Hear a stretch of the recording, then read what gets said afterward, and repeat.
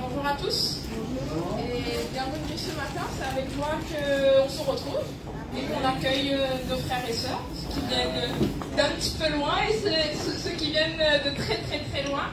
Mais merci d'avoir fait le déplacement et d'avoir payé le prix pour être avec nous ce matin. C'est une joie quand des frères et sœurs en Christ se réunissent. Parce que ça veut dire que Dieu a fait un travail en nous et qu'il avait décidé que nous soyons tous là ce matin pour quelque chose en particulier. Et vendredi soir, quand Papa Fred nous parlait de la réinitialisation apostolique, j'avais une résolution dans mon cœur. J'étais en train de dire au Seigneur, mais l'Église doit s'assurer d'être toujours sur la bonne fréquence pour pouvoir avancer dans la bonne direction. Et cette direction, c'est la direction. C'est la directive que Dieu nous donne. Mais nous devons nous assurer que nous soyons sur la bonne fréquence. Et pendant qu'il était en train de parler, il y avait cette parole qui était sur mon cœur. Et il y avait des choses qui venaient, des paroles que le Seigneur m'avait données il y a quelques semaines. Il me disait, mais affinez votre connaissance pour pouvoir enclencher la suite du mandat. Et qu'est-ce que ça veut dire affiner? Vous savez, moi je me dis les définitions. Affiner, ça veut dire emmener à maturité. Et j'ai envie de vous dire, frères et sœurs, que la meilleure technologie que nous avons pour emmener à maturité, c'est le Saint-Esprit. Et ce matin, que nous soyons ces hommes et ces femmes, ces fils et ces filles de Dieu qui ont ce désir d'emmener à maturité l'expression de Christ en nous, pour pouvoir enclencher la suite du mandat de l'Église. Et vous savez que il y a des modèles d'Église qui sont construits depuis des années.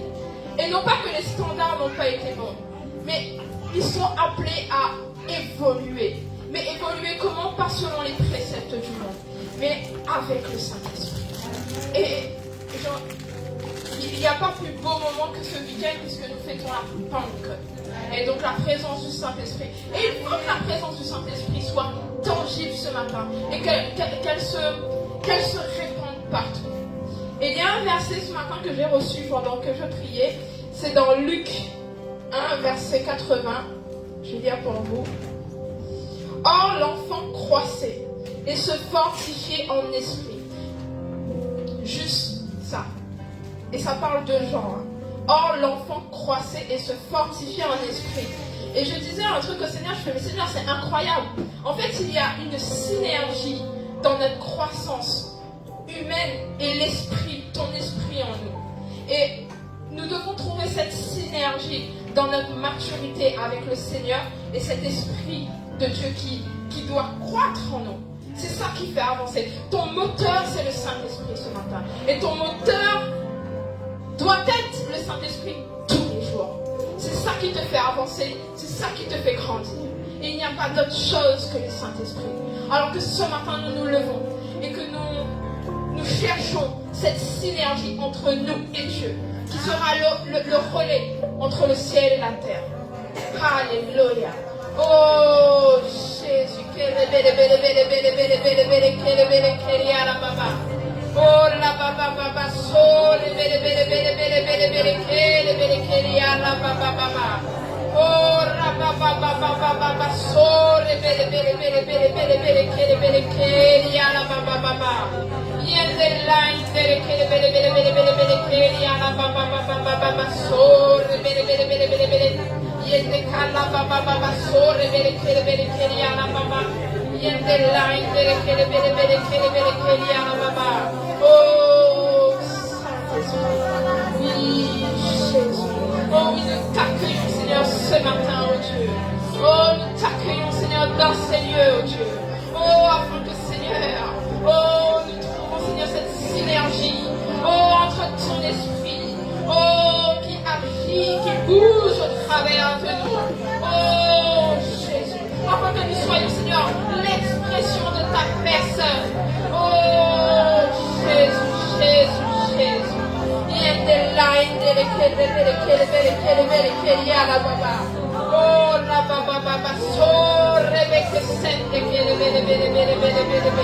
Oh Seigneur, ce matin je te prie, oh Dieu, que nous soyons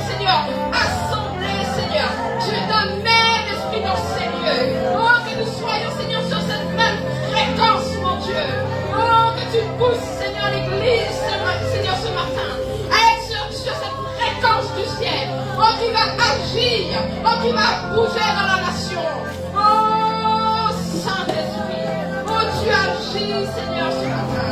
Oh, tu fais trembler les murs. Oh, Seigneur, pour que ta vie soit tangible. Ta vie soit visible, Seigneur, à l'œil nu. Oh, Seigneur, parce qu'il y a un peuple, Seigneur, dans le désert. Oh, mais qui ne te connaît pas. Mais tu es, Seigneur, celui, oh, qui peut, Seigneur, nous relever et nous sortir du désert. Alors nous croyons que ce matin, oh, tu sors, Seigneur, ton peuple du désert. Oh, et tu l'emmènes. Oh, tu l'emmènes avec toi siéger sur le trône. Oh, Seigneur, ton trône de gloire, Seigneur, ce matin. Oh, Rebecca, oh, Saint-Esprit, fais-nous grandir encore, Seigneur, ce matin. Oh, que l'Esprit en toi, Seigneur, nous fortifie. Oh, il nous fait grandir. Nous emmène, Seigneur, dans cette maturité spirituelle, afin que l'Église se tienne comme un, afin que le corps se tienne comme un, et fasse unité avec l'Esprit. Oh, Jésus, je crois, Seigneur, ce matin encore, tu vas renouveler chacun d'entre nous. Oh, tu vas nous fortifier. Oh, afin que ton Esprit en nous, Seigneur, se renouvelle. Et nous donne une nouvelle intelligence. Oh, une nouvelle stature. Oh, une nouvelle technologie. Afin de faire avancer ton Église. Oh, afin de conquérir, Seigneur, ton peuple. Oh, afin qu'il t'appartienne, mon Dieu. Afin de conquérir les domaines, mon Dieu. Oh, Seigneur, parce qu'il n'y a aucune réponse que tu n'aies pas. Oh, tu es le Dieu de toute vérité. Oh, et tout ce dont nous avons besoin, Seigneur, se trouve en toi, mon Dieu. Alors que ce matin, Saint-Esprit, oh, tu nous renouvelles, tu nous emmènes, Seigneur, oh, sur les sentiers des vérités, mon Dieu, afin que l'Église, Seigneur, fonctionne comme ta vérité, mon Dieu, afin qu'elle soit sur ta fréquence, mon Dieu, parce que ton Église ne peut pas exister sans toi. Oh, et Jésus, nous avons besoin de toi pour que ton Église existe, que ton Église sans tache de souillure paraisse. Alors, Seigneur, ce matin, nous voulons, Seigneur, te rendre le gloire et nous voulons t'honorer et nous voulons te dire merci, mon Dieu. Merci pour cet esprit que tu mets à notre disposition. Oh, qui nous emmène à grandir dans les hauts lieux, dans les hautes sphères, avec toi, dans le nom de Jésus. Alléluia.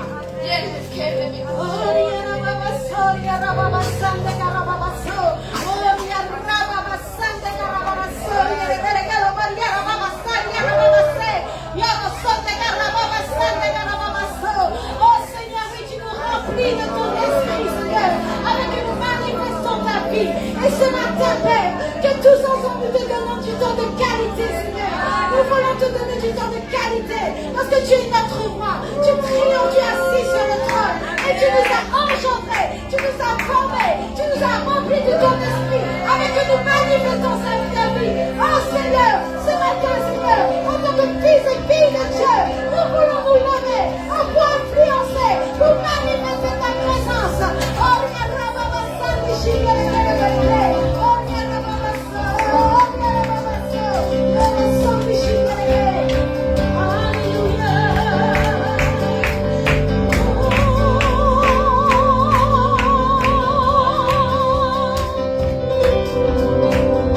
je veux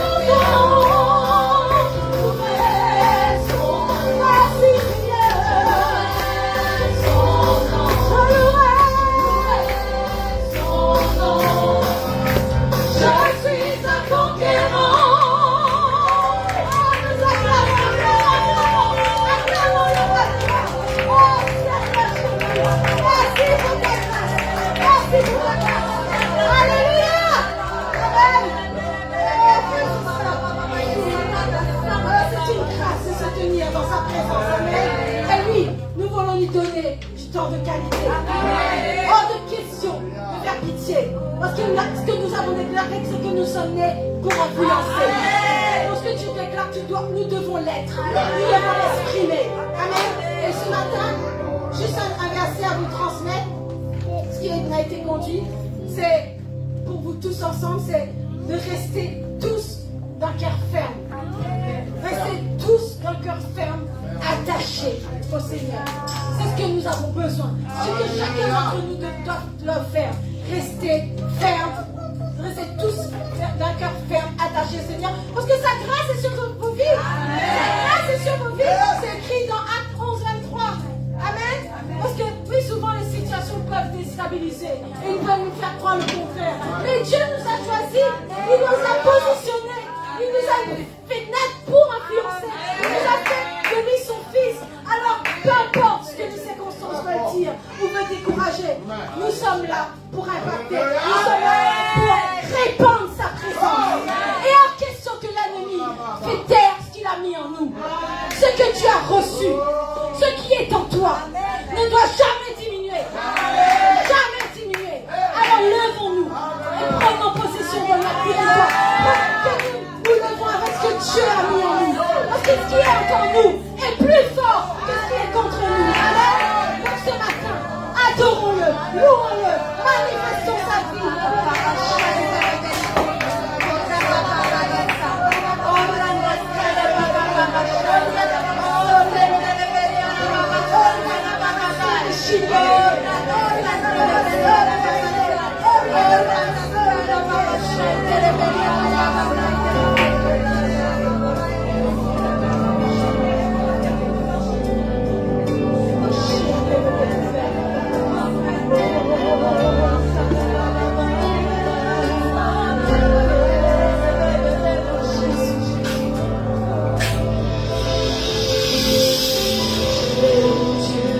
Je parlerai comme toi, je prierai comme toi, je prierai comme toi. J'irai où tu vas, j'irai où tu vas, je parlerai comme toi, je prierai comme toi, je prierai comme toi. J'irai où tu vas, j'irai où tu vas, je parlerai comme toi. Je prierai comme toi, je prierai comme toi. J'irai où tu vas, je parlerai comme toi. Je prierai comme toi, je prierai comme toi. Jésus ne faisait que ce qu'il te voyait faire. Il ne redisait que ce qu'il t'entendait dire. Chacun de ses pas était conduit par toi pour obéir à ton cœur, obéir à ton esprit. Comment moi que je pourrais marcher sans toi? Alors qu'à chacun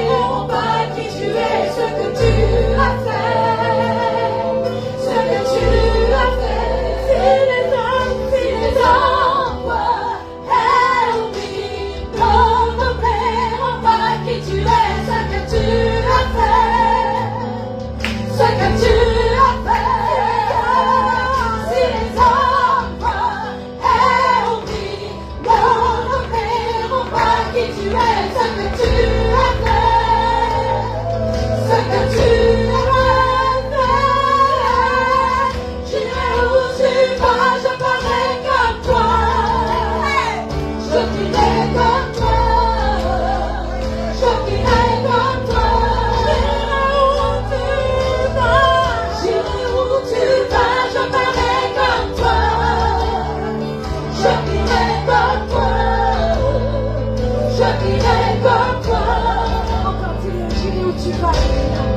J'irai où tu vas, je parlerai comme toi, je dirai comme toi, je dirai comme toi. J'irai où tu vas, je parlerai comme toi, je dirai comme toi, je dirai comme toi. Oh, shake baby,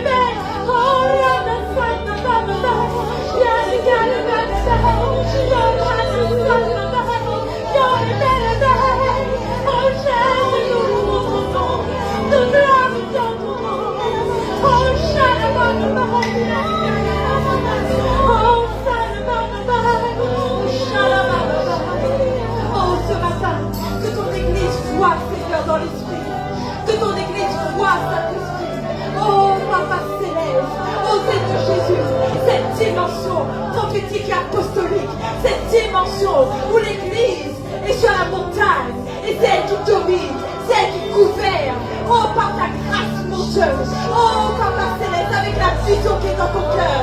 Oh, Seigneur, tout genou fléchira, toute langue confessera que tu es le Seigneur, le Dieu de gloire, le Dieu de puissance. Oh, chacun la baguette est clé. Oh, Salababa, Santelebenia la Baba. Oh, Rata Santelebenia la Baba Sai. Oh, Chatala, Telebenia la Baba Sai. Oh, Seigneur, oh, Chakala Baba. Que Seigneur Jésus, chaque église, que chacun de nous revenons, Seigneur Jésus, à la base principale, ta parole. Oh Seigneur Jésus, fondé sur elle, bâti sur elle. Oh Seigneur, parce que tu es la parole et la parole est Dieu. Oh Seigneur Jésus, oh Papa céleste, oh que ton église s'affermisse. Oh Seigneur Jésus, que ton peuple s'affermisse. Oh Seigneur, que nous voyons la dimension qui est en elle. Oh Seigneur Jésus, que nous possédions cette dimension. Oh Seigneur, cette parole qui a été, Seigneur Jésus, de la Genèse jusqu'à l'Apocalypse. Oh Seigneur Jésus, tous les pères qui ont prophétisé, tous les pères qui l'ont suivi. Oh Seigneur, nous voulons être, Seigneur Jésus, nous voulons marcher. Oh Seigneur Jésus, oh Seigneur, ancré en elle, mon Dieu. Oh Salakalité, parce que tu es la fondation de toute chose. Tu es le pilier de toute chose. Oh Chakala,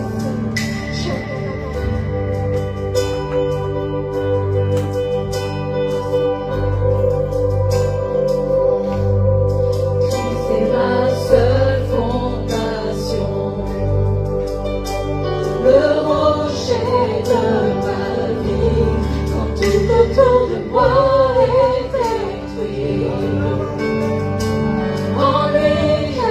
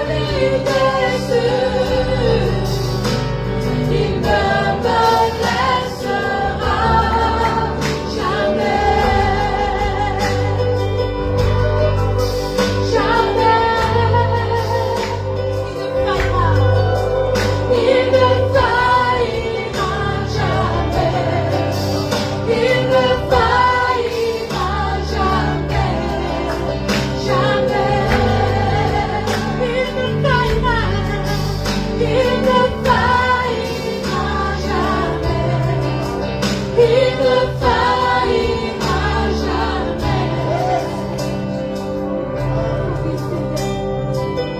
Tu dis que ceux qui bâtissent ta parole, ceux qui bâtissent leur maison et qui bâtissent leur maison sur ta parole, oh Seigneur Jésus, les fondements restent solides.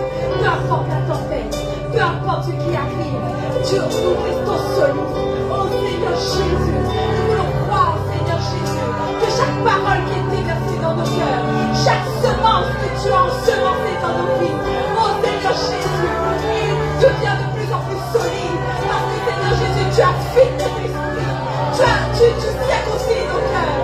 Oh Seigneur Jésus, tu circoncis, Seigneur Jésus, nos oreilles. Oh, tu nous donnes cette langue, la langue du ciel, mon Dieu, pour prophétiser, pour proclamer. Oh Seigneur Jésus, oh Papa Seigneur, oh Chakala Mama Mama Sante, la Mama Sante,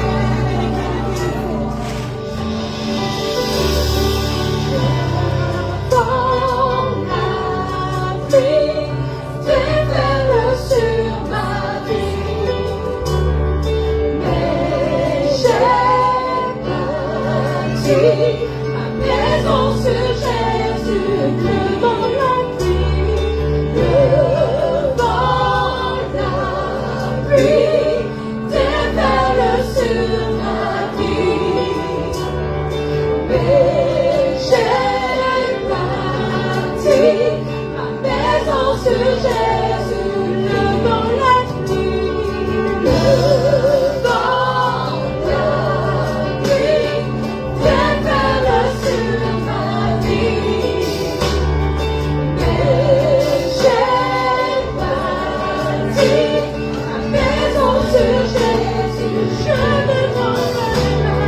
Je ne tremblerai pas, je suis fondé sur toi. Je ne tremblerai pas, je suis fondé sur. Je ne tremblerai pas, je suis fondé sur toi. Je ne tremblerai pas, je suis fondé sur toi. Oh, oh, oh, je ne tremblerai pas,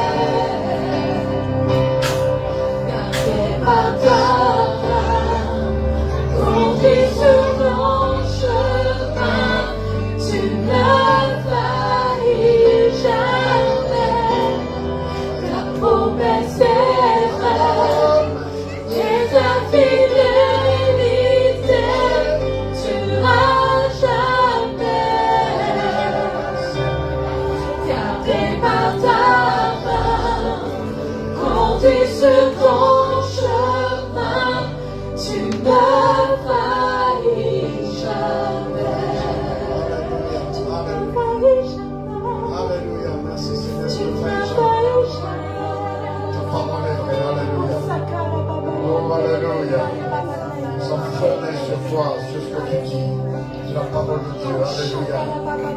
Alléluia. Et sa parole dit qu'il nous a donné son Saint-Esprit. Il nous l'a donné. David a levé vos mains en cette grande journée de Pentecôte pour le monde entier. Faites cette Pentecôte, mais nous l'avons déjà depuis longtemps. Alléluia. Donc David a levé vos mains ce matin. Alléluia. Reconnaître que le Saint-Esprit est avec vous, le Saint-Esprit est sur vous, le Saint-Esprit est en vous. Alléluia. Alléluia. Il est avec vous, il est en vous. Depuis qu'il est avec vous, depuis que vous l'avez reçu, il ne vous a jamais quitté. Même si de temps en temps tu te sentis un peu sans lui, mais lui il est toujours là. Alléluia, c'est pourquoi la foi réactive. Je dis la foi réactive, la foi c'est le croire dans ce que Dieu dit. J'invite tout le monde à lever ses mains avec moi et à louer le Seigneur. Alléluia. À reconnaître que la présence du Saint-Esprit en vous, sur vous. Alléluia. Le temps est arrivé d'être rempli, d'être revêtu du Saint-Esprit. Alléluia. Le temps est arrivé de vivre la vie de l'Esprit. Oh, alléluia. Et c'est notre fondation. Alléluia.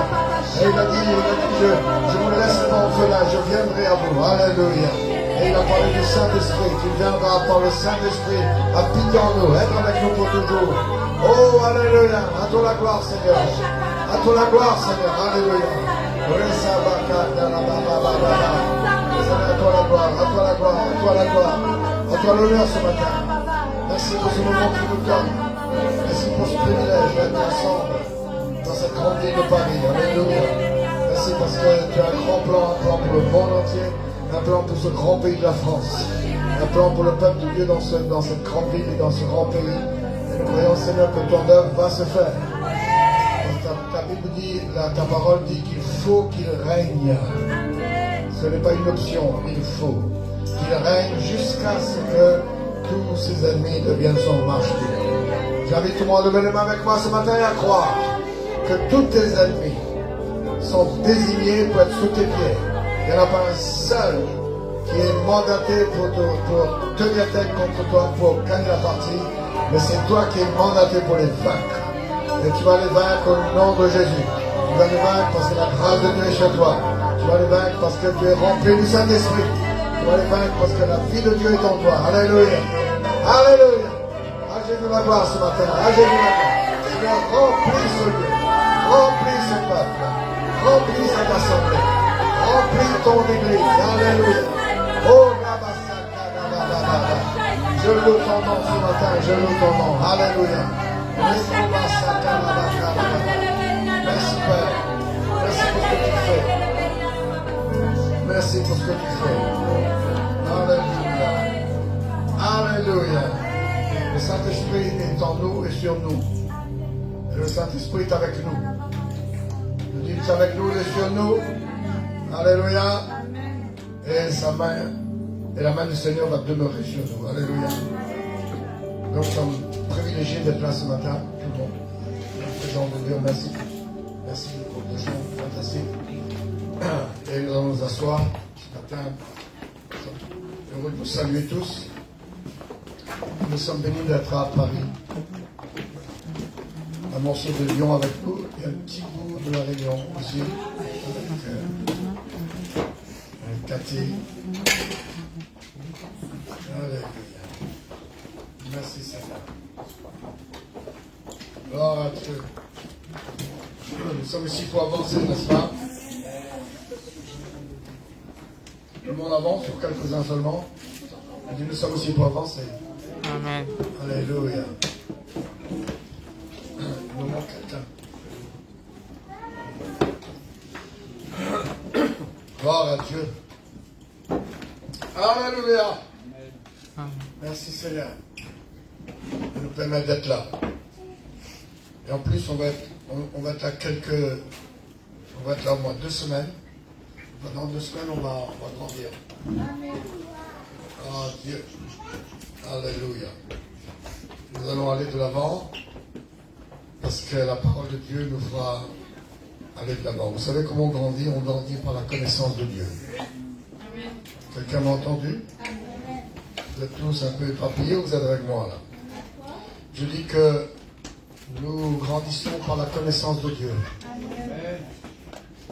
Les enfants restent avec nous? Pas longtemps. Hein? 1 minute, juste 1 minute.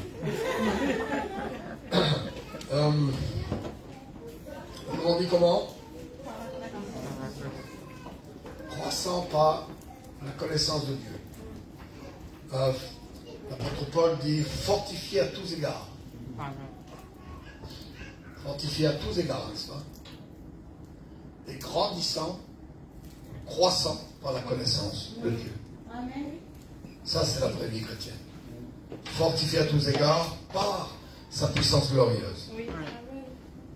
Pendant que je parle, c'est pas mon texte ce matin, mais si mon ami que je ne vois pas à la tête, ça me gêne, je préfère voir sa tête. Vous allez voir les visages, les yeux, ça on communique. Moi je communique avec les yeux. C'est pourquoi on dit toujours, certaines églises écrivent éteignez vos portables, mettez vos portables dans vos poches. Il y a des églises qui mettent ça. On est obligé de mettre avec des gens indisciplinés. Et ben moi je dis carrément, quelqu'un qui se penche sur son portable pendant qu'il est à l'église n'est pas fait pour lui pour l'église. Il faut qu'il aille dehors, pas dans l'église. Dans l'église, il faut des gens qui ont envie d'écouter Dieu. Dites amen à ça. C'est pas une discipline qui nous est imposée, c'est une qualité de vie qu'on doit avoir.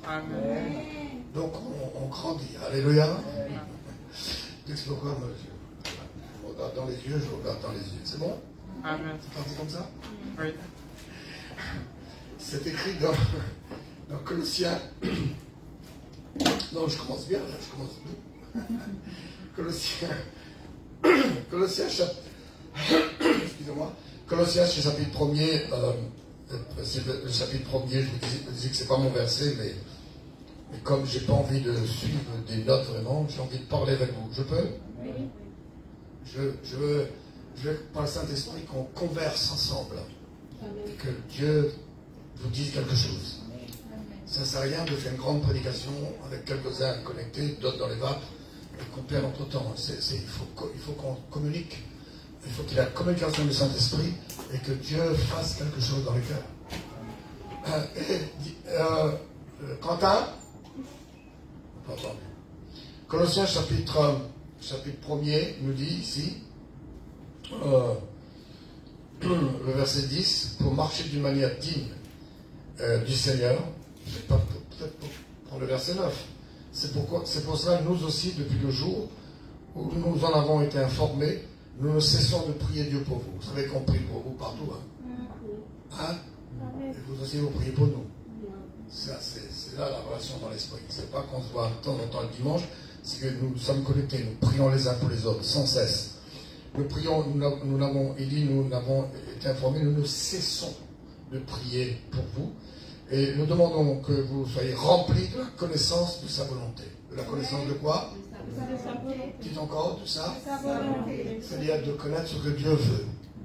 Ça change la vie de quelqu'un, ça. Quand tu connais ce que Dieu veut. Remplis de la connaissance de sa volonté en toute sagesse et intelligence spirituelle.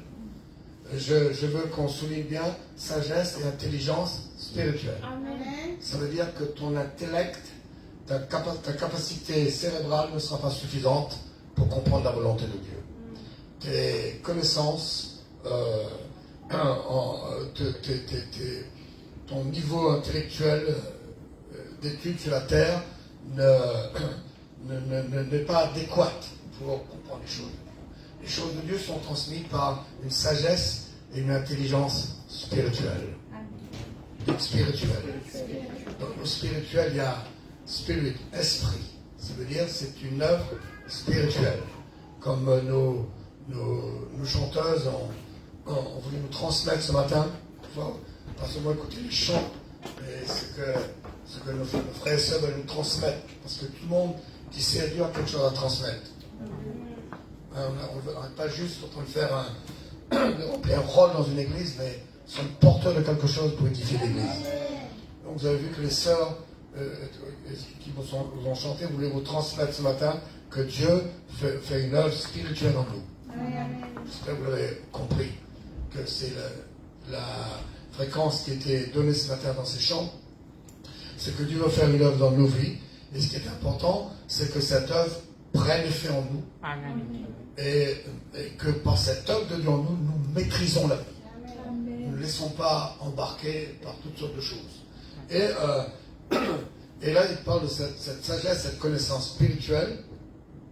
Donc c'est une transmission divine, c'est de la lumière. La parole de Dieu est vie et lumière. La parole de Dieu est quoi? Vie et lumière. Condensé dans des mots. Les mots, c'est la coque. Oui.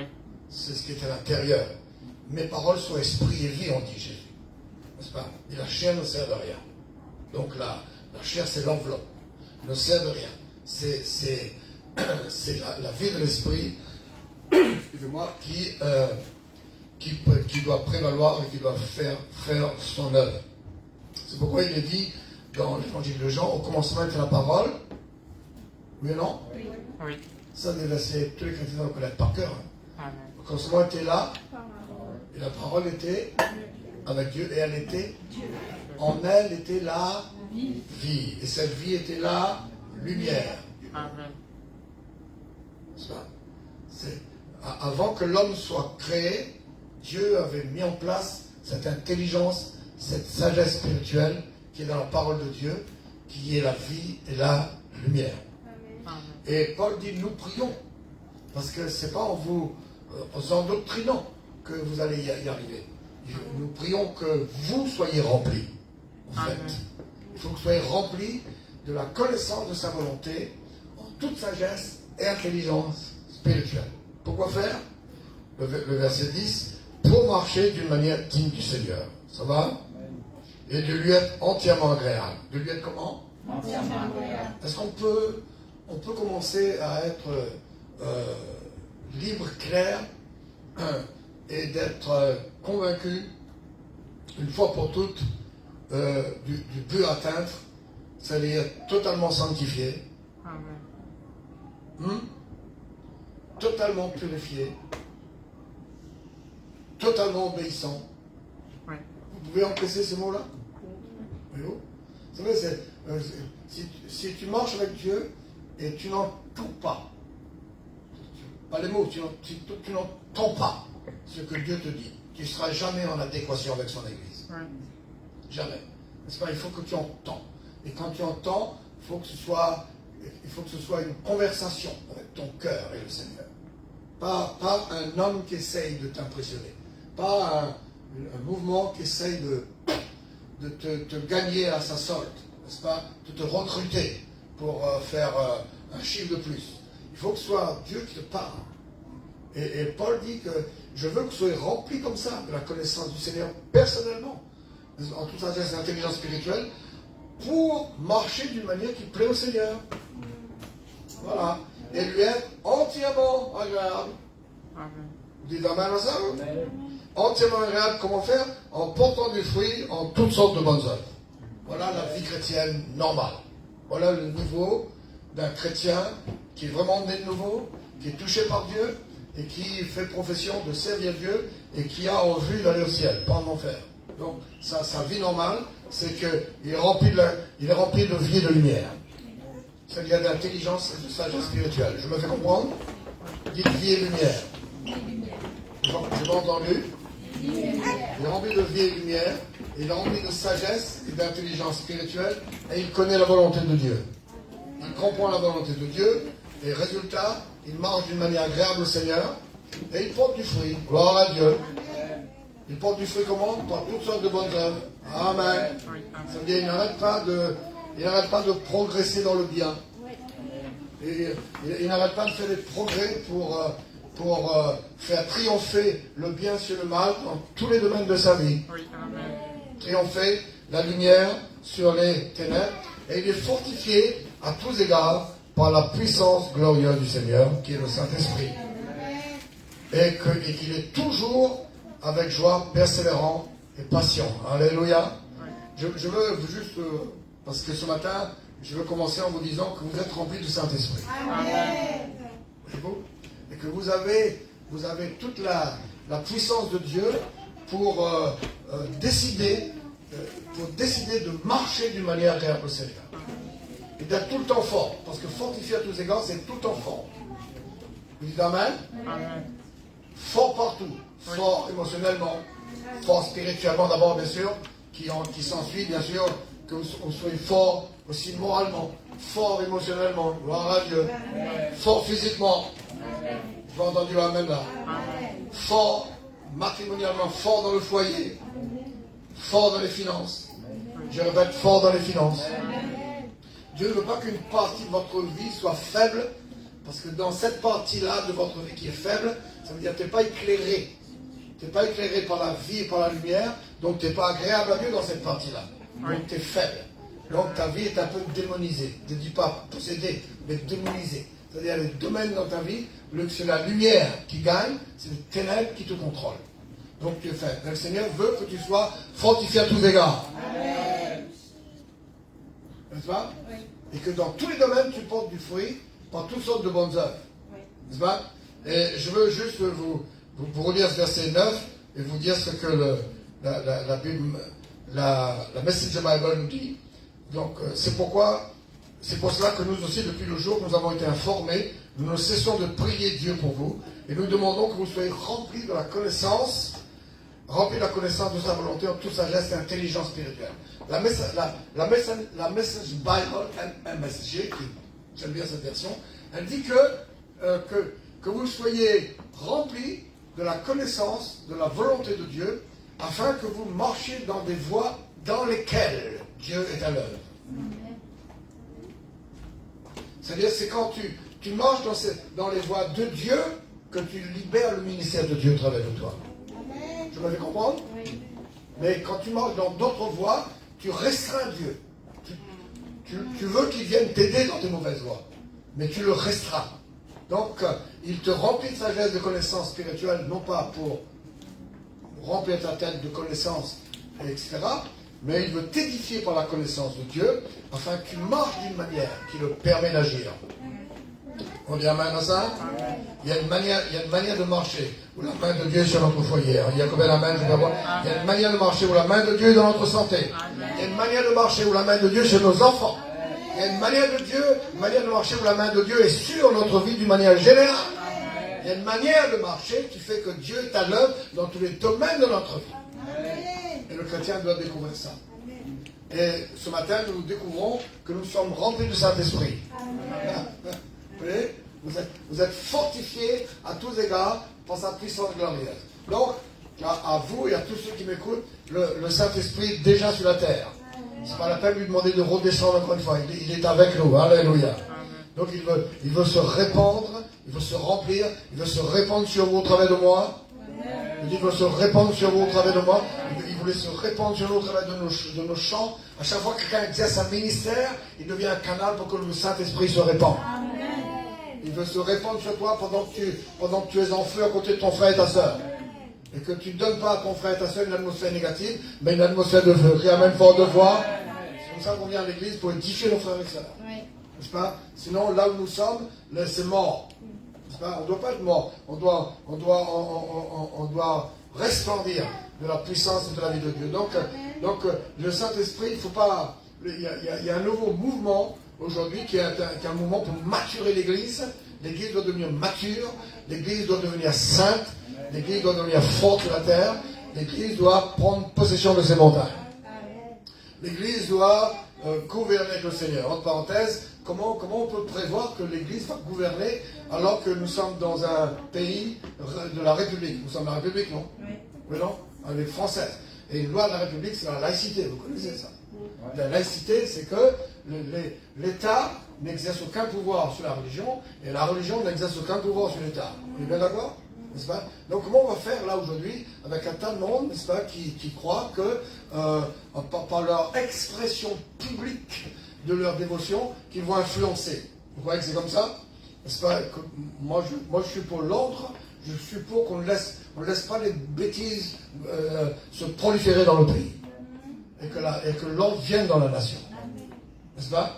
Donc comment l'Église va gouverner? Elle va gouverner en enfreignant.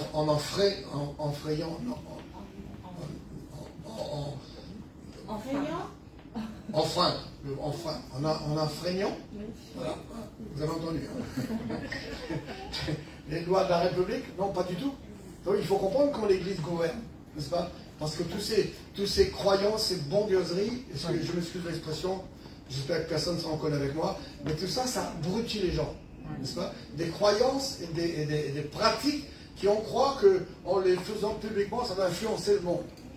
Non, de mettre nos genoux par terre en pleine ville, de prier, de faire quoi, n'est-ce pas, de tendre un tapis, de prier ou d'ennuyer les gens partout. C'est pas comme ça qu'on gouverne. Hein.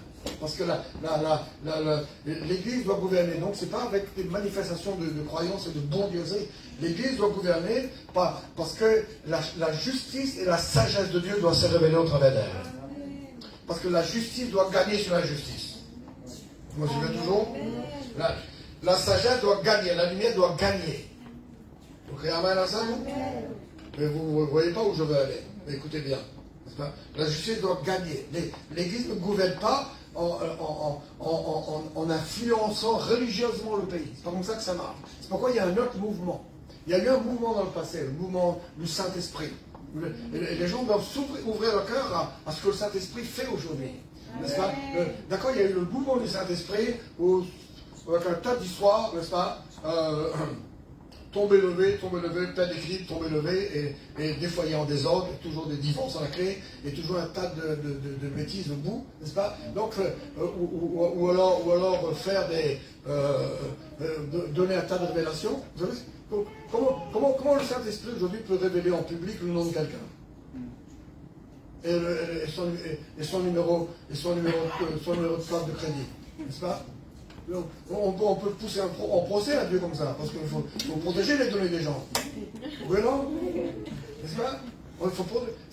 Tout ça, c'est des histoires qui ne servent à rien. Il y a un autre mouvement de Dieu aujourd'hui.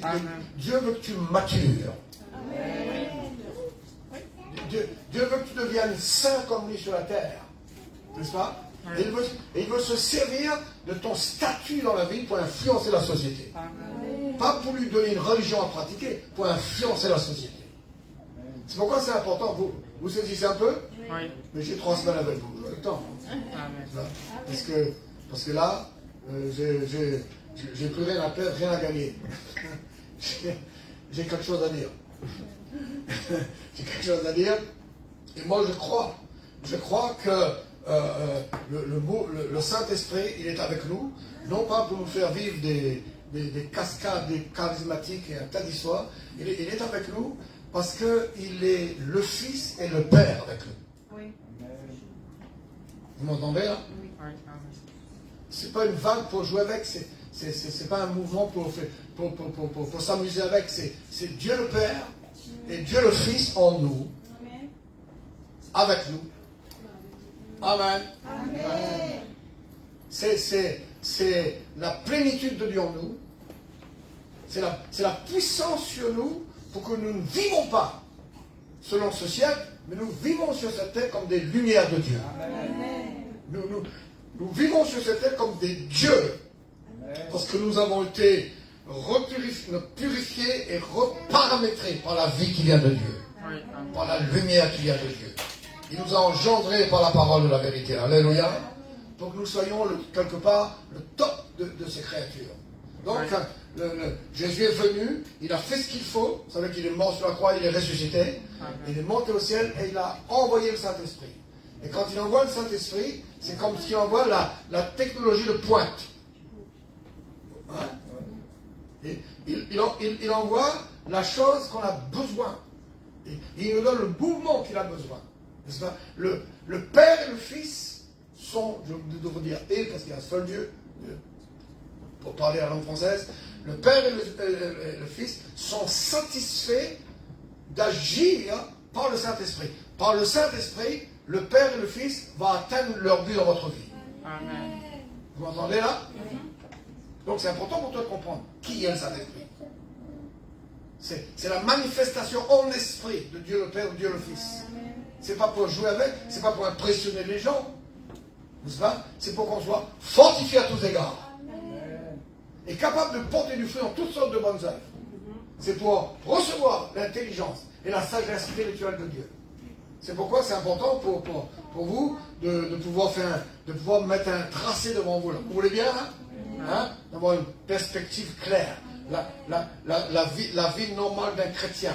La vie normale d'un chrétien, c'est qu'il s'est repenti de ses péchés. Vous dites Amen, hein? Il s'est repenti de ses péchés et il s'est converti au Seigneur et il a reçu le Saint-Esprit. Ok? On recommence. Il s'est repenti de ses péchés. On dit Amen? Il a décidé d'être délivré de la vie sans Dieu, d'une vie sans Dieu. N'est-ce pas? Il y a beaucoup qui se repentent juste pour arrêter de fumer, arrêter de boire, et ils se repentent pour arrêter l'adultère ou arrêter les crimes, mais ils continuent à vivre sans Dieu. Non, la repentance, c'est pas pour arrêter les actes du péché, c'est pour arrêter la nature du péché. C'est pour se débarrasser de la nature du péché. Oui. N'est-ce pas? Parce qu'il y a l'iniquité et le péché. N'est-ce pas? Il y a les actes du péché, mais l'origine, c'est l'iniquité. L'iniquité. L'iniquité veut dire l'injustice, la vie sans Dieu. N'est-ce pas? Et tu peux être qui tu es. Tu peux être qui tu es, le plus beau, le plus grand, le plus fort. Quand l'iniquité commence à venir chez toi, tu n'as pas commencé à accomplir les actes, mais quand l'iniquité commence à venir chez toi, tu vas commencer à dégrader. C'est ce qui s'est passé avec le plus bel ange de toute le peuple angélique. Le plus bel ange, il s'appelait Lucifer. Il était le plus beau de tous, le plus fort, n'est-ce pas? Le plus intelligent, le plus gifté, enfin le plus équipé pour servir Dieu. Et Dieu dit qu'il était comme ça jusqu'au jour où l'iniquité a été trouvée chez lui. Le jour où son cœur a décidé d'être parallèle avec Dieu. C'est ça, l'iniquité. N'est-ce pas? Et les actes, c'est ce qui s'ensuit. Donc la repentance, c'est pas juste regretter le mal qu'on a fait, vous me connaissez bien? Oui. C'est pas juste décider de ne plus faire certaines choses que maintenant tu reconnais comme pas bon pour toi, pas bon pour personne. Oui. Mais la repentance, c'est de se repentir de vivre sans Dieu, de vivre dans l'impiété et de vivre pour le Seigneur. Donc tout le monde dit la repentance. Donc on donne tracer la repentance, se convertir au Seigneur, alléluia, il reçoit le Saint-Esprit. Troisièmement, 4, 5, 6, écoutez bien, quand il reçoit sa vie ensuite, quand il reçoit le Saint-Esprit, écoutez bien, c'est le renouvellement de son intelligence. Amen.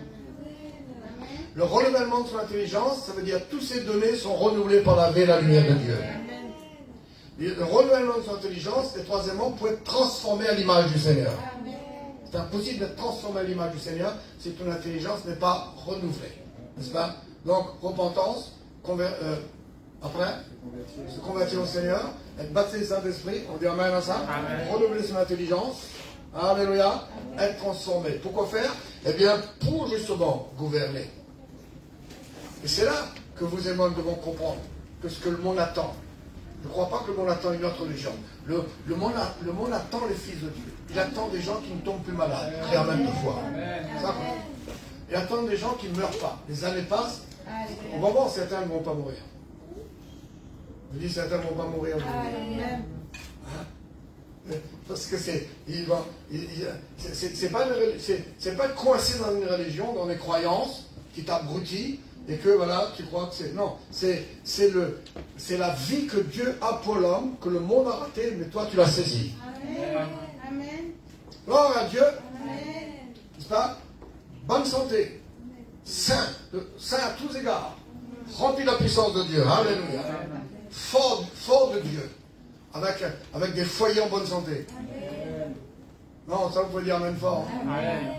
Parce que c'est là que quelque chose est en train de revenir dans cette société et qui doit confronter les religions. C'est qu'il n'y a aucune religion sur la terre, aucune croyance, même si on classe la chrétienté parmi les croyances, elle aussi elle a failli.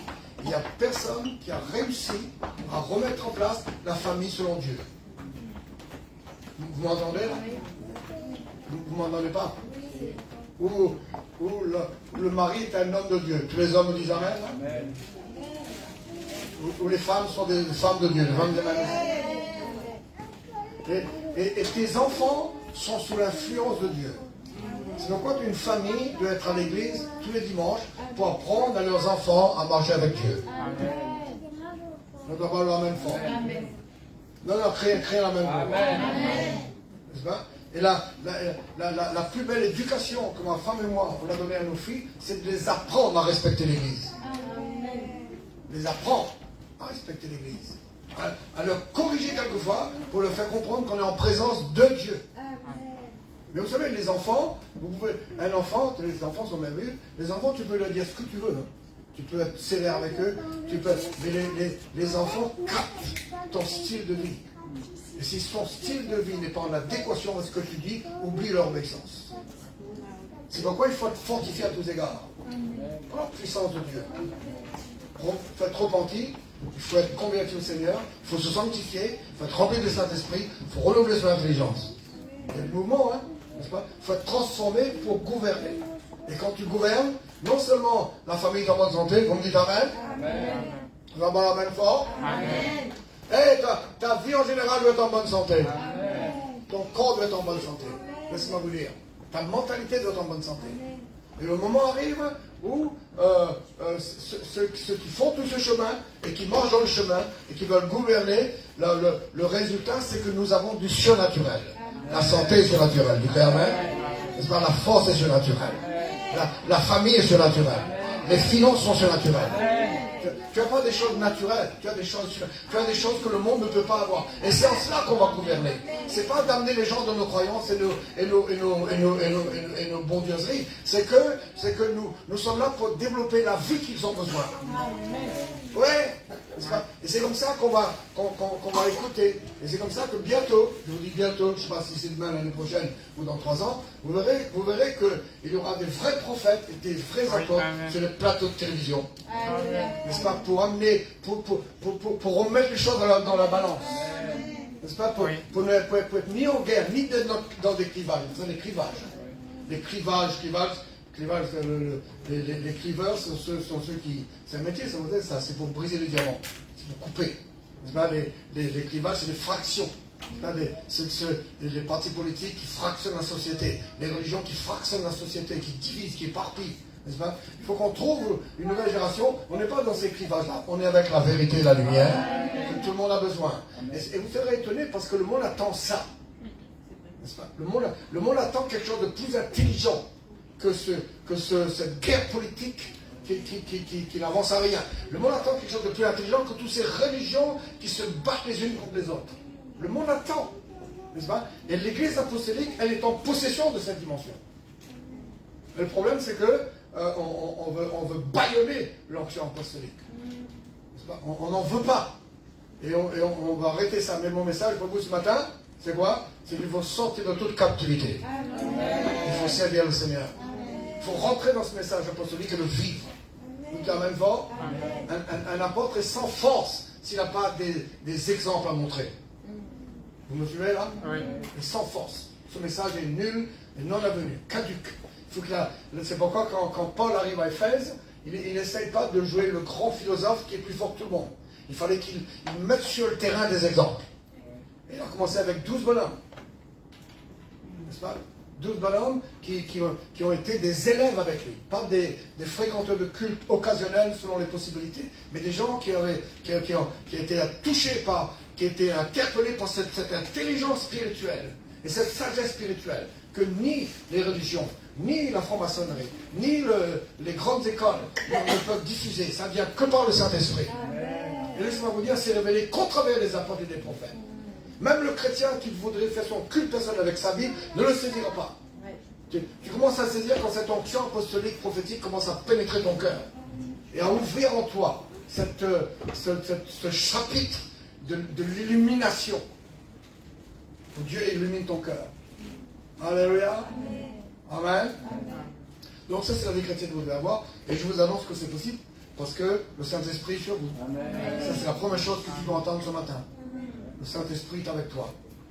Dieu le Père et Dieu le Fils est en toi. Amen. La nature de Dieu est en toi. Amen. La puissance de Dieu est avec toi. Le temps est arrivé pour toi d'activer ça.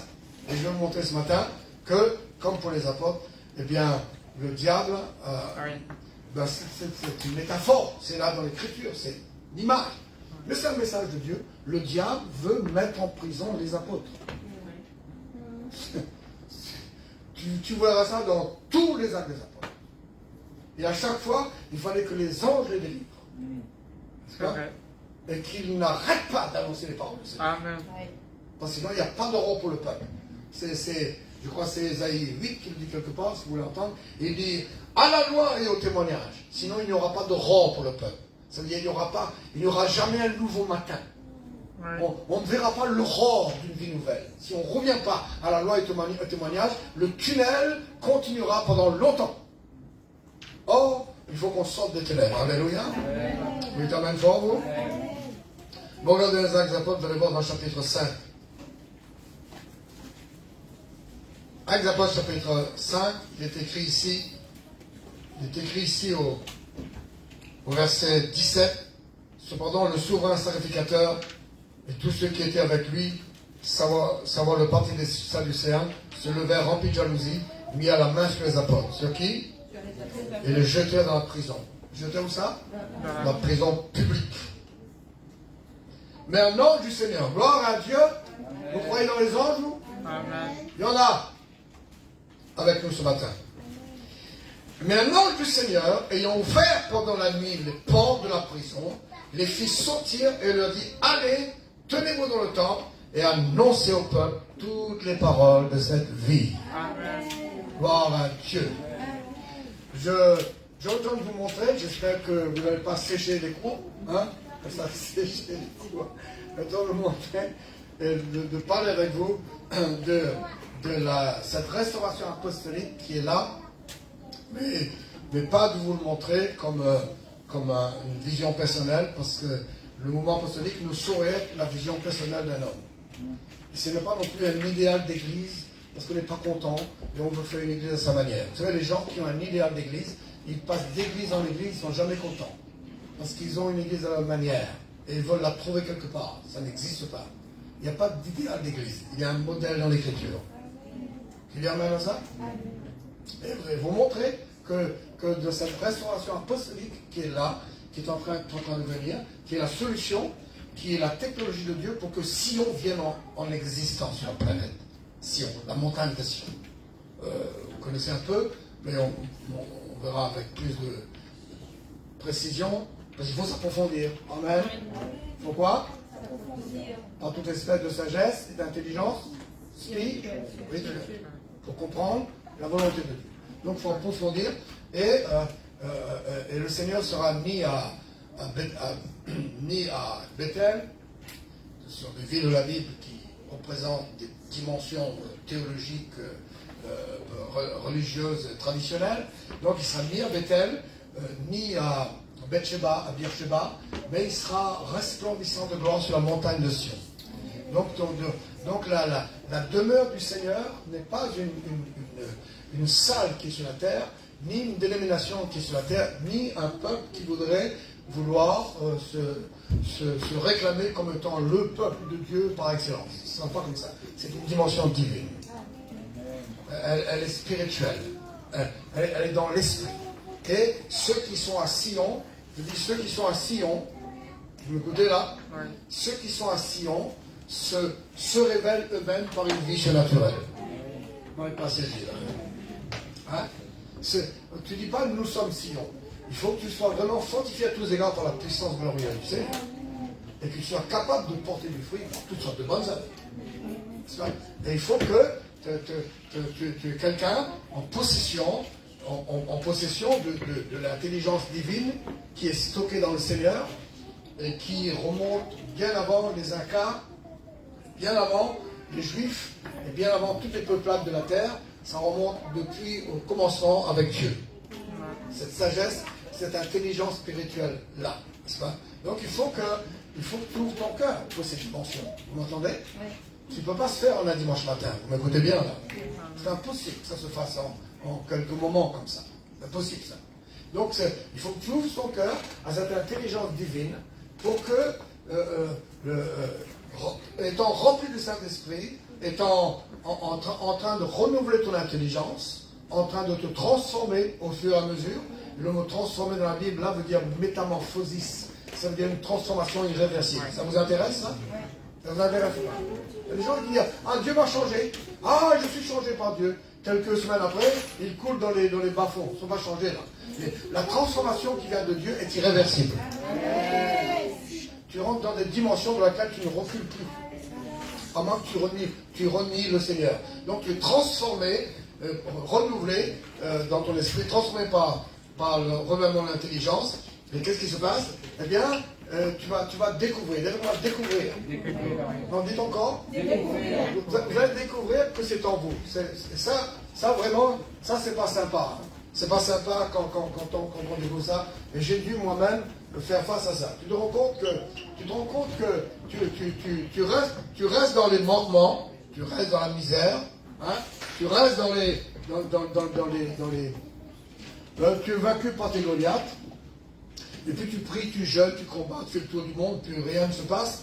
Et puis un jour, tout d'un coup, le Seigneur te montre que le secret est dans ton cœur. Il n'est pas quelque part au bout de la terre, il est dans ton cœur.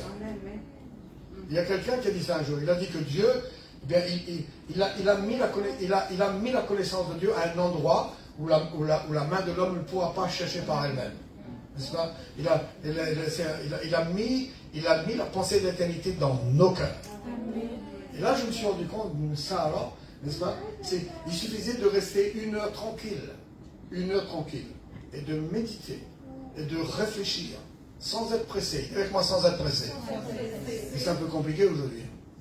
Parce que tu pries en langue, mais tu es pressé, parce que...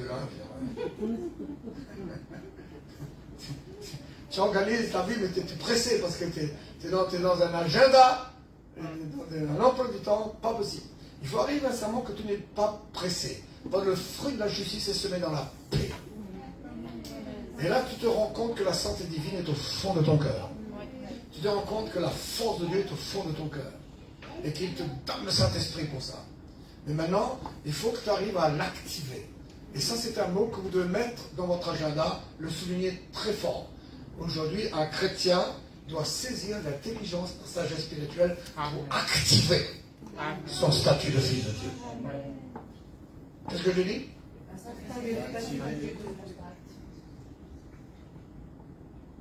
Activer. Et là, ça va vous simplifier la vie. Au lieu que vous vous mettez dans toutes sortes d'angoisses, vous avez compris que la solution, c'est de se consacrer au Seigneur. Amen. Par la Bible dit, approchez-vous de lui, non? Vous connaissez ça dans l'épître... Quel épître? De Pierre, je crois. Chapitre 2. Approchez-vous de lui, pierre vivante. On dit amen à ça? Oui, c'est vrai. Et approchez-vous de lui, pourquoi? Ça, on peut le projeter, ça, c'est 1 Pierre chapitre 2. Approchez-vous de lui, pierre vivante, et vous-même, comme des pierres vivantes, édifiez-vous pour former une maison spirituelle. C'est ça? Pour entrer dans c'est sur le chapitre 2, verset 4, c'est pour, certaines versions disent pour entrer, pour participer, pour entrer, pour être inclus dans la construction spirituelle du temple de Dieu. Amen. Parce qu'on ne peut pas construire le temple de Dieu avec des pierres bataillées et mortes. Il faut que ce soit des pierres vivantes. Donc il dit approchez-vous, dites avec moi approchez-vous. Mais approchez-vous, quoi vous croyez? Les gens croient que approcher de Dieu, ben, c'est plus près de sa présence, pour avoir de sa force, etc. Mais approchez-vous, c'est beaucoup plus que ça. Hein. Je vous donne juste une indication. Quand Dieu parle à quelqu'un, et que ce quelqu'un est étourdi et tombe par terre, Dieu lui dit, tiens-toi sur tes pieds pour que je te parle. Ça veut dire s'approcher de Dieu, c'est venir saisir ce qu'il est, afin d'être en adéquation avec lui. Je me fais comprendre? Oui. N'est-ce pas? Et il a besoin que tu es dans un certain niveau pour le comprendre. Sinon, tu ne le comprends pas. Donc, t'approcher de Dieu. C'est pas juste te prier pour avoir une proximité de Dieu. Moi j'ai mis un autre texte pour moi. Ça, c'est mes mots en moi. S'approcher de Dieu, s'approcher de Jésus, pour être suffisamment vivifié par sa vie. Vivifié par la puissance de sa résurrection, afin de pouvoir être en adéquation avec lui, de pouvoir être dans ses fréquences. En parenthèse, c'est ce que Dieu n'a pas amené avec Israël, parce qu'il n'aime pas du tout avec l'Église d'aujourd'hui, n'est-ce pas? Israël avait peur du feu, vous connaissez l'histoire. Ils avaient peur du feu, ils avaient peur de la gloire, ils avaient peur de la présence de Dieu, et ils ont dit à Moïse, toi monte et va discuter avec Dieu et ramène-nous les choses. N'est-ce pas? Et tout le livre de Deutéronome, c'est un peu caché aux théologiens et à ceux qui étudient. Ils ne voient pas ça. Il y a des textes comme ça que même tu peux être très fort intellectuellement, tu ne vois pas. À ce moment, il faut que Dieu te montre ça. Mais c'est caché dans le livre de Deutéronome que toute la loi n'était pas bonne. Il n'y en a aucune qui était bonne.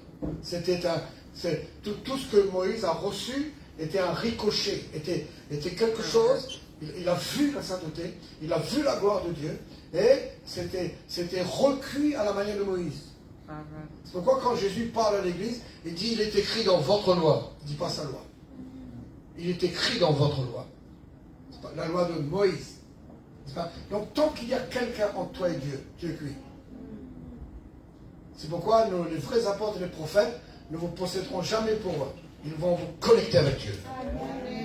Il faut que tu aies ta connexion personnelle avec le Seigneur. C'est pourquoi je dis suffisamment vivifié par la vie divine.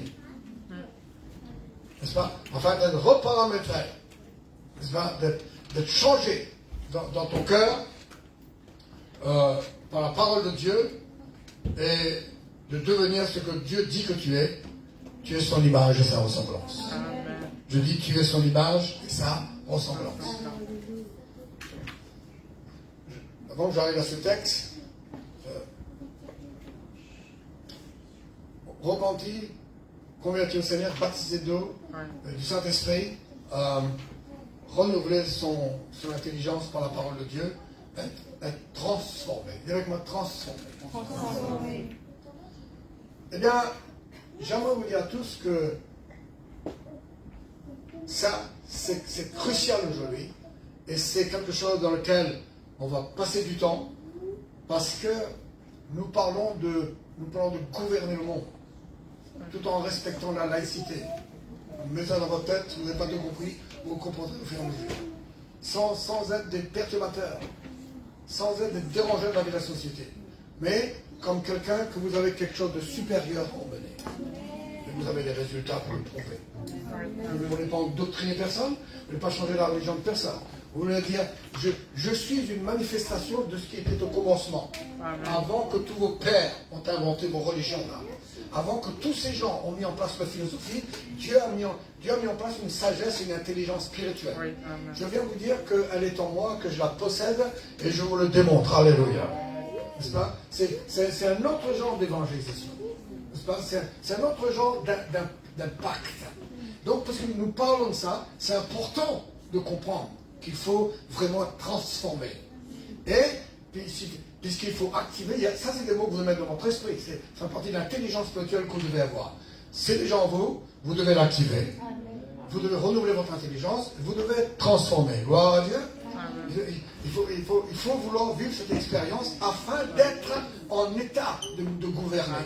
Parce que les diables ne peuvent pas vous tenir tête comme ils vous tiennent tête, il faut qu'ils fuient devant vous. Alléluia.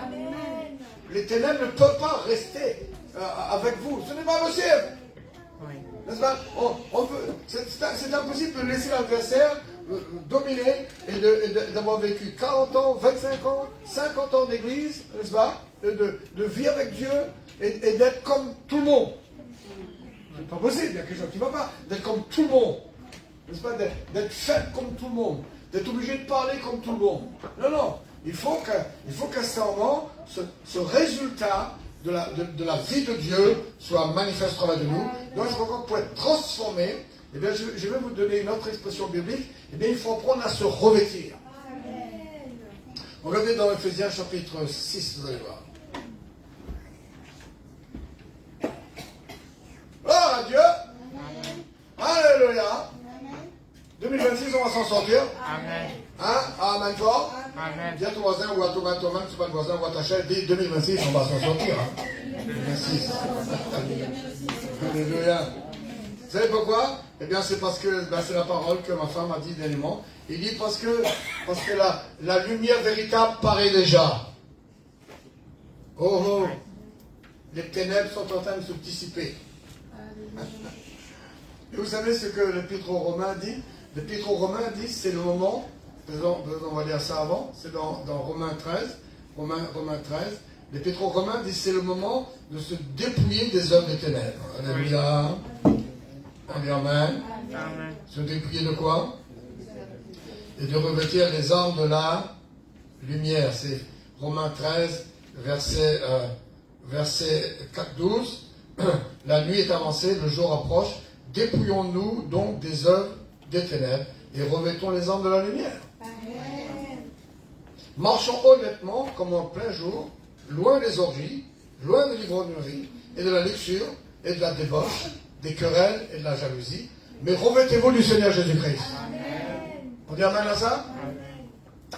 Oui, le Seigneur Jésus-Christ, et n'ayez pas soin de la chair pour en satisfaire les convoitises. Ça c'est quelque chose, ça, de ne pas s'inquiéter de ce que la chair veut, demande ou impose, n'est-ce pas? De ne pas écouter ses doléances, de ne pas écouter non plus sa conduite, de ne pas croire qu'elle est fatiguée, de ne pas croire qu'elle est malade, de ne pas croire qu'il faut vivre selon elle, selon la chair. Ça veut dire de faire la différence entre ce qui est en vous et les symptômes de votre chair. Oui. Il faut que tu marches avec la vie de Dieu pour arriver Amen. à séparer ça. C'est vrai. Et de pouvoir, avec ce que tu as de Dieu en toi, résister aux symptômes. Amen. Je me fais comprendre là? Oui. Vous êtes sûr? C'est ça? Donc il dit, revêtez-vous du Seigneur Jésus-Christ sans tenir compte de la chair. Parce que si vous l'écoutez, elle vous ralentira. C'est vrai. Je suis en train de parler de sortir de la prison. Là. Je vais arriver à vous dire l'essentiel, pas en détail, avec l'autre texte tout à l'heure pour finir avant de prier. Mais l'ange leur a dit, sortez de là. Ça veut dire l'adversaire, ce qu'il veut. Nous comprenons aujourd'hui, bon, ben, c'est vrai que dans certains pays, on met les pasteurs en prison. Ça existe. Mais il faut comprendre aussi spirituellement ce que Dieu veut dire là. Il veut dire ce que le diable veut, c'est que tu sois emprisonné. Tu vois ce que je veux dire? Oui. C'est que ton ministère soit mis sur pause, voire même complètement éliminé. Bien qu'on ne peut pas éliminer les dons et la grâce de Dieu sur nous. C'est pas? Le plan du diable, c'est que tu n'as rien à dire, rien à faire. Et comment il va faire cela? Il va faire que tu restes dans le camp des ennemis, tout en étant quelqu'un de converti. C'est un peu compliqué à dire. Mais la Bible dit, la Bible dit, vous êtes ennemis. C'est un autre verset. Vous êtes ennemis de Dieu, pas parce que tu n'es pas baptisé, ou parce que tu es ennemi de Dieu par tes mauvaises œuvres et tes mauvaises pensées. C'est tout courant de ça. Là, j'ai un autre verset, donc. Mais c'est écrit dans Colossiens. Il dit, vous étiez morts dans Philippiens et dans Colossiens. Philippiens chapitre 2. Vous étiez morts dans vos offenses, et vous étiez ennemis par vos mauvaises pensées et vos mauvaises œuvres. C'est vrai. Vous me suivez là? Oui. Le Colossiens dit encore, il dit, vous étiez ennemis de Dieu par vos mauvaises pensées et vos mauvaises œuvres, mais il vous a réconcilié avec lui dans le corps de sa chair. Donc, quand quelqu'un se remplit de la connaissance de Dieu, de la volonté de Dieu par l'intelligence, sagesse spirituelle, comme ce matin, Dieu te le met dans votre cœur, et quand on va le vivre dans quelques semaines, n'est-ce pas? Ça veut dire que tu as la compréhension qu'il faut vivre d'autres œuvres.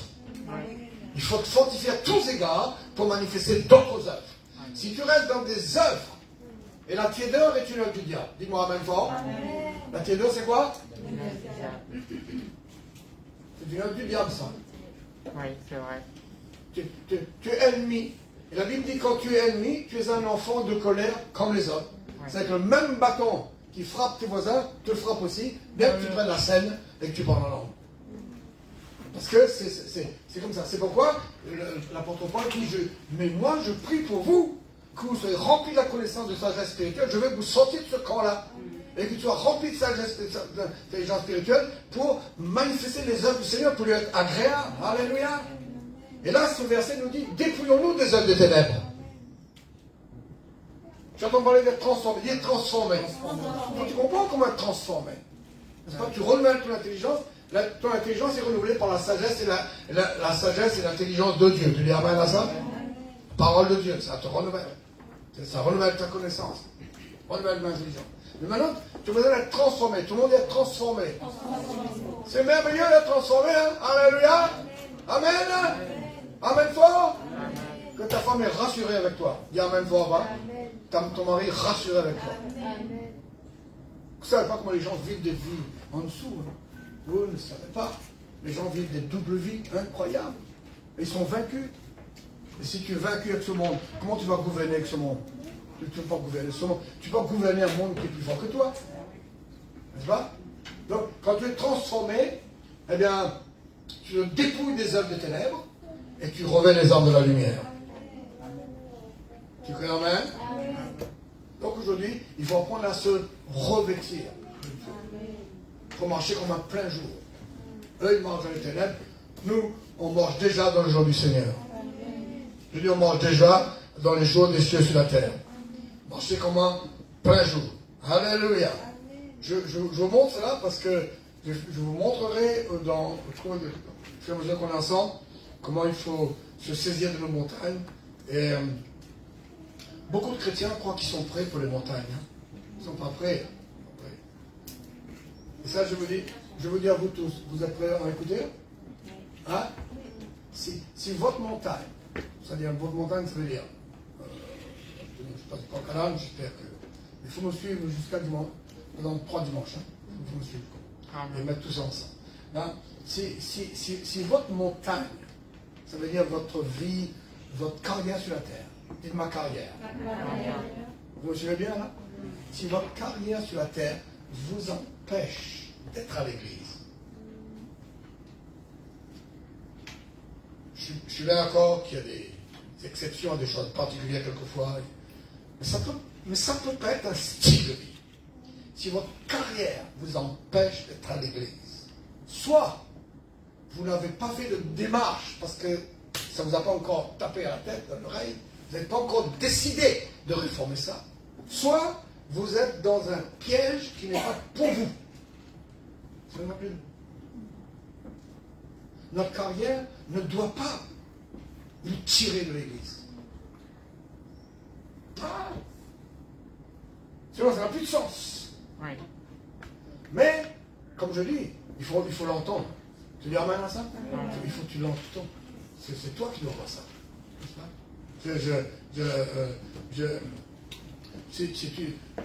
Je rentre dans une carrière, et j'avais commencé, hein, on m'en souvient que j'ai commencé à me tuer un peu. Si je rentre dans une carrière qui fait que quand j'arrive à l'église, je suis tellement étouffé par la vie, vous m'entendez? Étouffé, escraté par cette existence sur la terre, que je ne peux même plus exercer le don envers vous. Ça veut dire quoi? Ça veut dire que le diable a trouvé un moyen d'étouffer l'église. Et il a réussi au travers de toi. Et s'il a réussi au travers de l'un, ça va être une habitude pour les autres. Donc on construit l'église, on construit l'église quand on peut mettre des exemples sur pied, un après l'autre, un après l'autre, un après l'autre. Tu mets une pierre qui n'est pas taillée, le mur va s'effondrer plus devant. Oui. Et on perd notre temps, on dépense de l'argent inutilement, on dépense de l'énergie inutilement parce que le diable aura le dessus. C'est pas la peine. Donc où tu construis quelque chose qui va renverser le diable. Et ça ne doit pas être l'instigation d'un revivaliste qui vous crie dessus, ça doit être de l'intelligence spirituelle. Tu me dis amen à ça, moi? Vous dites amen fort? Donc il faut se dépouiller des œuvres des ténèbres. N'est-ce pas? Il faut activer la vie de Dieu qui est en nous, n'est-ce pas? Afin qu'on apprenne à marcher d'une manière agréable au Seigneur, en portant du fruit pour toutes sortes de bonnes œuvres. Et nous allons marcher comment? Plein jour. Nous sommes sur la terre, mais nous ne sommes pas de ce monde. Amen. Vous dites amen fort? Amen. Ça va ou pas? Oui. J'ai bien dit ou pas? Oui. N'est-ce pas? Donc, Éphésiens chapitre 6, il faudra terminer. Parce que Sabina a oublié de régler l'heure. Hein?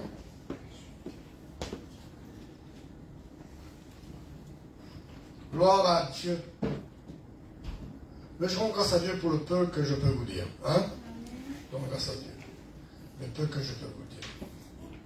Éphésiens chapitre 6, verset 10. Au reste, frères, fortifiez-vous dans le Seigneur et par sa force toute puissante. Par quoi? Hein? Ça se rappelle tout à l'heure, fortifié à tous égards. Hein? Oui, amen. Mais non, par sa puissance glorieuse. Fortifié à tous égards, sa force toute puissante. Revêtez-vous. Alors, il y a encore là. Revêtez-vous. Alléluia. Amen. Amen. Revêtez-vous de toutes les armes de Dieu, afin de pouvoir tenir ferme contre les ruses du diable. Car nous n'avons pas à lutter contre la chair et le sang, mais contre les dominations, contre les autorités, contre les princes de ce monde de ténèbres, contre les esprits méchants qui sont dans les lieux célestes. On dit Amen. Amen. On dit Amen voir ça? Amen. Tu entends mal Amen? Amen. Non, je vais entendre un Amen global là. Amen. Amen. Donc ça veut dire que nous n'avons pas à lutter contre les gens. Tu n'as même pas à lutter contre toi. Faut bien situer le combat.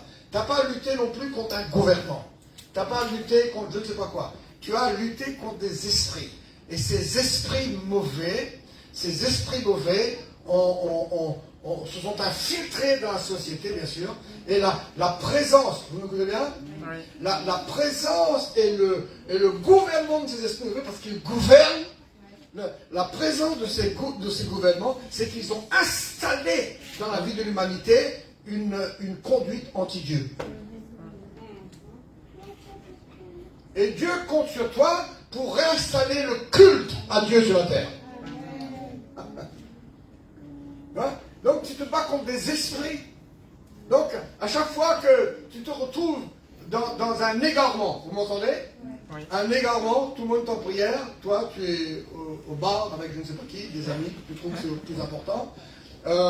L'église est en train de chercher le Seigneur, mais toi tu as les 10 derniers films de Netflix que tu as programmés, n'est-ce pas? Il faut que tu saches, vous m'écoutez là? Oui. Il faut que tu saches que ces conduites-là, ce sont des esprits qui sont installés dans la vie de l'humanité pour se moquer de Dieu, pour défier Dieu. N'est-ce pas? Et la Bible dit que nous n'avons pas lutté contre la chair et le sang, il faut qu'on lutte contre ça. Comment on va lutter contre ça? Mais qu'il faut qu'on prenne les armes de Dieu. C'est vrai. Il faut qu'on prenne les armes de Dieu pour être plus fort Amen. que l'impiété qui est sur la terre. Qui dit Amen à ça? Amen fort? On reste connecté? On reste en bon terme? Il faut qu'on ait les armes de Dieu pour être plus fort. Pour ne pas faire comme eux. Pour faire comme Dieu veut. Pour qu'on soit plus fort. Et l'apôtre Paul dit pour ça, fortifie-toi dans le Seigneur et dans sa force puissante. Et revêt-toi de toutes les armes de Dieu. Gloire à Dieu. Alléluia. Je lis le texte et après on prie. Ok? Il faut prier après? Oui. Parce que. Lisez le texte. Je vous laisse le texte, je vous laisse méditer. Amen. Et si vous voulez avoir, en plus de ce que je vous dis, je crois que j'ai parlé là-dessus à l'église de Saint-Denis pour la conférence des carrières. J'ai parlé là-dessus. C'est sur YouTube, je crois. Moi-même, j'aurais écouté. J'ai rendu grâce à Dieu pour ce pasteur qui parlait. Moi-même, j'aurais écouté. J'ai dit, mon Dieu.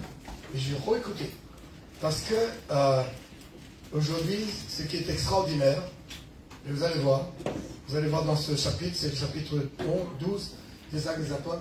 Ce qui est extraordinaire aujourd'hui, c'est que t'es dans, vous me regardez bien, hein? Oui. Tu es dans un état spirituel fébrile, parce que bon, tu ne comprends pas encore. Tu as une manière de te conduire qui fait que le diable agit. Tu n'es pas encore dans cette manière de vivre qui permet à Dieu d'agir encore. N'est-ce pas? Donc tu es obligé de subir cette situation.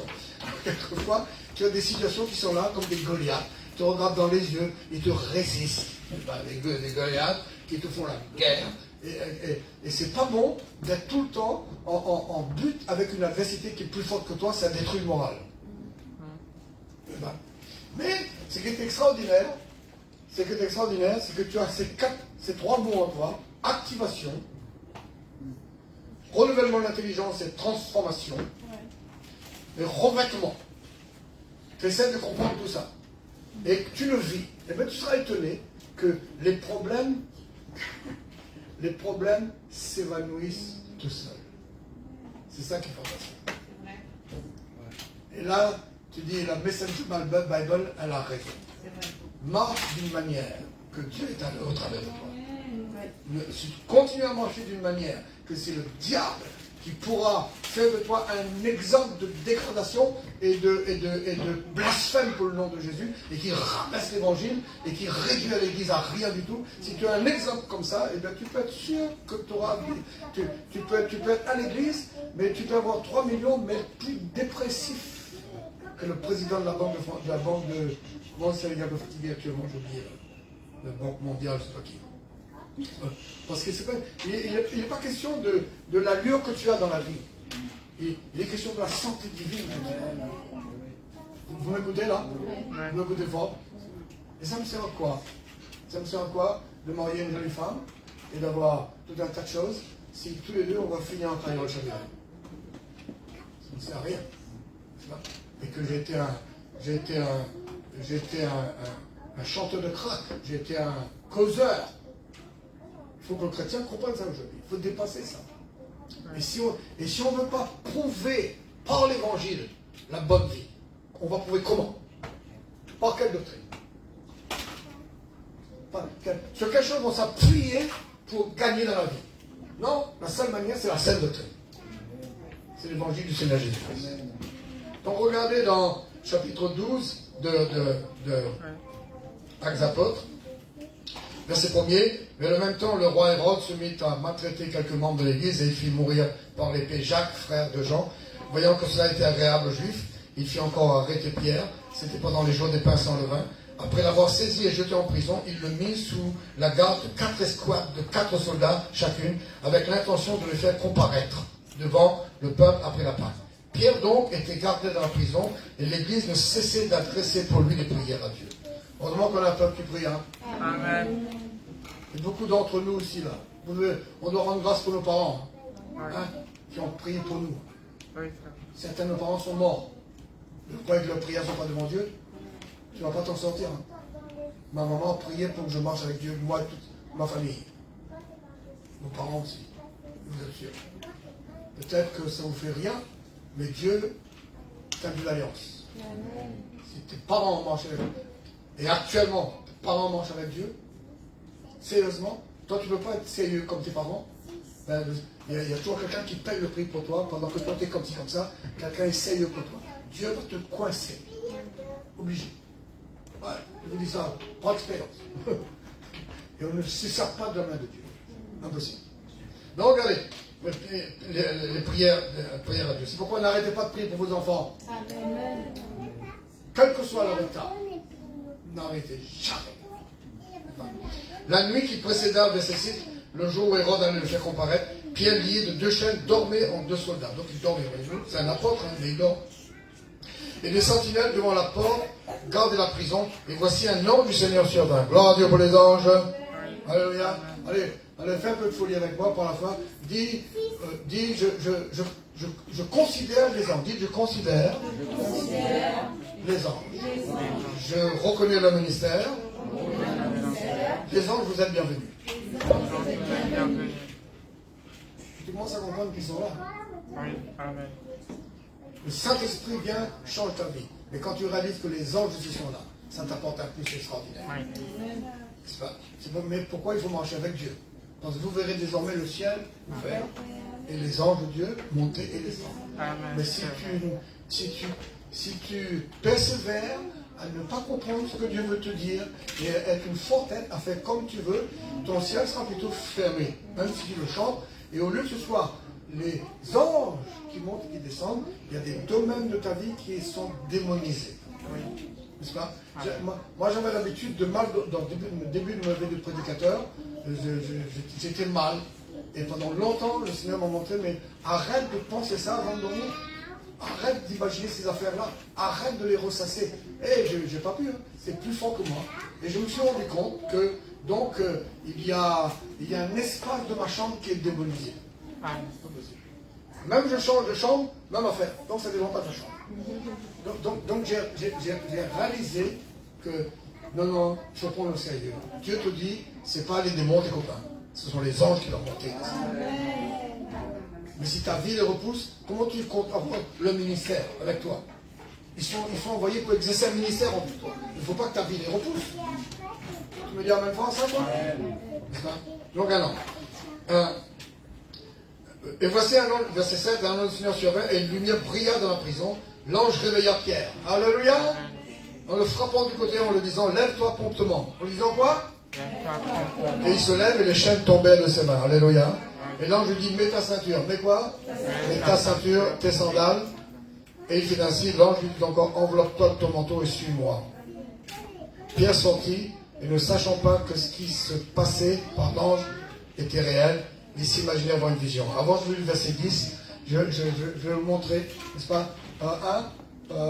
Activer, dites activer. Activer.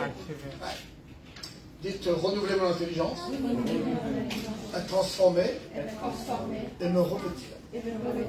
J'ai pas lu le reste dans Éphésiens, vous avez compris qu'il dit revêtez l'armure. Il parle de 7 pièces d'armure, n'est-ce pas? De la vérité comme ceinture, mais non? De la cuirasse de la justice, des chaussures que donne le zèle, que donne l'évangile de paix, ensuite le casque du salut, mais non? Ensuite, encore, l'épée de l'esprit, mais d'abord la foi, toujours la foi. Et pas pour ensuite, septièmement, prier sans cesse, et prier sans cesse. Je prie Dieu que tu médites là-dessus. Quand tu parles de vie chrétienne, 1 heure, après 3 heures, tu n'as pas de vie chrétienne. Il faut changer ça. La vie chrétienne, c'est tout le temps. Alléluia. La prière, c'est tout le temps. Prier par l'esprit tout le temps. Ce n'est pas un exercice de temps en temps avec la montre et quand c'est fini. Non, on doit prier dans l'esprit tout le temps. Et on doit prier dans l'esprit tout le temps pour se maintenir. Dites se maintenir. Pas facile, mais il faut se maintenir. Donc, je vous montrerai au fur et à mesure, d'ici qu'on va se voir, qu'il faut se revêtir. Et si quelqu'un écrit, vous direz plus tard, on pourra l'écrire. Se revêtir, ça veut dire s'approprier. Il faut s'approprier ce que Dieu te donne. Et là, on voit un apôtre en prison. Il n'a rien fait de mal. Quelquefois, on ne sait pas pourquoi. Il y a des blocages. En prison, sans ses vêtements spirituels. C'est pas comme ça? Bah oui. Sa ceinture d'un côté, son manteau de l'autre côté, même ses chaussures de l'autre côté. Et il dort. Donc ça te montre ce que le diable veut. Le diable veut que tu sois dépouillé de l'intelligence de sa spirituelle, tu oublies qui tu es. Et tu te perds dans la vie de Dieu. C'est ça qu'il veut. Afin qu'au travers de toi, il n'y a pas de mouvement de Dieu. Tu es comme tout le monde, il n'y a pas de mouvement de Dieu. Or, un chrétien doit être un mouvement de Dieu ambulant. Un ministère de l'esprit en action. Tout le temps, tous les jours. Et là, l'ange va lui dire qu'il faut qu'il se réveille et il faut qu'il se revête. Et quand il va faire ça, je termine ce verset, vous allez méditer, vous me promettez? Oui. Priez, méditez. Regardez ce qui se passe, verset 10. Lorsqu'ils eurent passé la première garde,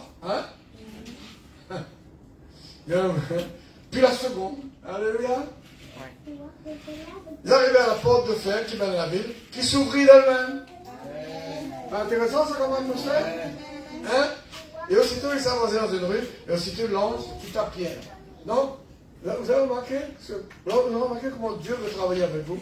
Quand l'intelligence spirituelle est là, Dieu est en action. N'est-ce pas? Il est là, sans ses vêtements, mais il a une gorge qui ne traverse pas. Pas seulement une gorge, une deuxième gorge.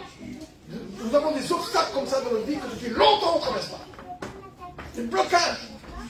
Tu vois? C'est là. N'est-ce pas? Et là, en plus, il y a une porte fermée là-bas. Mais la Bible dit que du moment qu'il s'est réveillé, il dit va moi se réveiller. Il dit va se réveiller. Alléluia.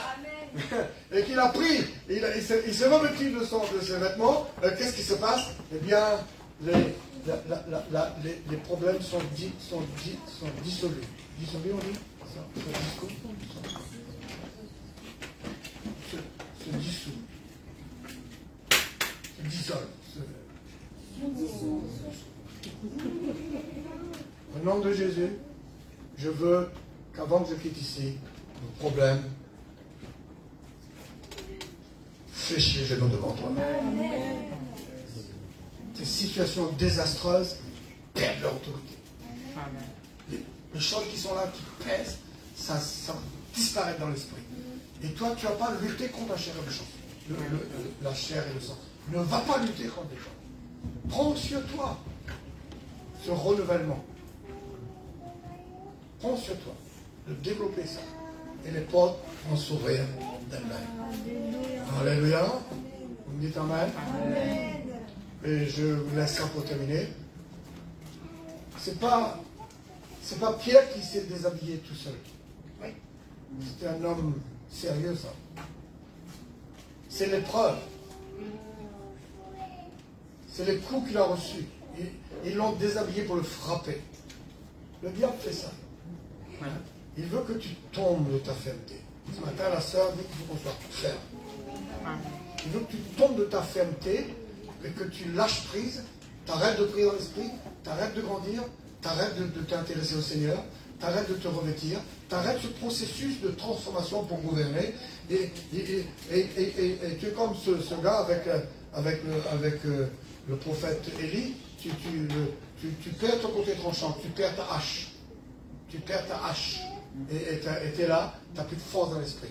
Au nom de Jésus, que Dieu renouvelle vos forces. Amen. Quand ce jour de Pentecôte, vous soyez remplis du Saint-Esprit. Alléluia. La vie de Dieu augmente en vous. Et que ce qui est en vous prenne le dessus. Alléluia. Gloire à Dieu. Et que ces problèmes qui vous tiennent tête sont vaincus déjà ce matin. Au nom de Jésus. Alléluia. Il y a un moment où la puissance de Dieu en toi travaille dans l'esprit. Les anges travaillent avec toi. Dieu veut qu'on ait une vie brillante. Vous croyez à ça, vous? Que notre famille soit brillante. On dit amen ça? Qu'on soit dans l'abondance. Gloire à Dieu. J'espère qu'on soit béni dans tous les domaines de notre vie. C'est pourquoi allons prendre la chose principale ce matin. Allons prendre le cœur central. Allons nous attacher à Jésus. Alléluia. Jusqu'à ce qu'on soit fortifié par sa vie divine. On dit amen à ça? Allez, mettons-le debout. Alléluia. Cherchons le Seigneur un instant. Alléluia.